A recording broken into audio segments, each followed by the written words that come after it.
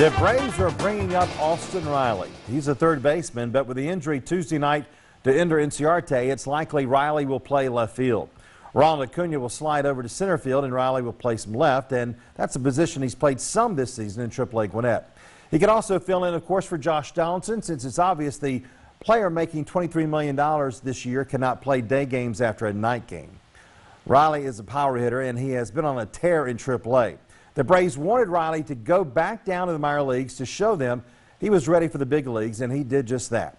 Riley, who by the way had a grand slam on Tuesday night in perhaps his last minor league game, was hitting .299 with 15 home runs and 39 RBI and 144 at-bats. In his last 18 games, Riley had hit .391 with 13 home runs, and his OBP on base percentage was .475. How about in the month of May? Well, Riley hit .360 with 10 home runs and 50 at-bats. This kid was a high school pitcher. Former Braves scouting directors Brian Bridges and Roy Clark thought Riley could hit. They could see a few years down the road and could see him as a power-hitting third baseman.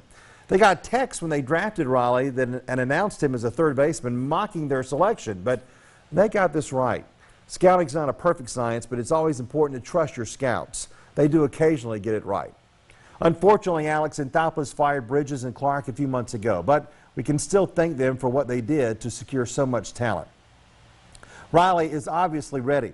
He's proven that in the last few weeks. It is unfortunate that he's blocked at his real position of third base, but we've seen players have to move to left field before. Remember, before he locked himself in at third base, Chipper Jones was going to play left field in 1994. Ron Gant had gotten hurt and was released, and Chipper was going to be the starter in left, and then he tore his knee in spring training. Ryan Klesko, who now lives in Middle Georgia, by the way, was a first baseman who had to start out in left field. So we've seen this done before. But here's hoping Riley will do well enough for the rest of this season to prove to Anthopoulos that he needs to be the third baseman moving forward. Signing Donaldson was a mistake, especially for $23 million, and especially since not one relief pitcher was signed after that move. They could have instead invested in the bullpen and been patient, waiting for Riley to come up. By the way, Riley is not the last prospect we will see from the rebuild. There are two more outfielders in AA who will be up later this season or next year. The expectations will be high for Riley, but let's remember that not all prospects can be as successful as Ronald Acuna was when he came up last year.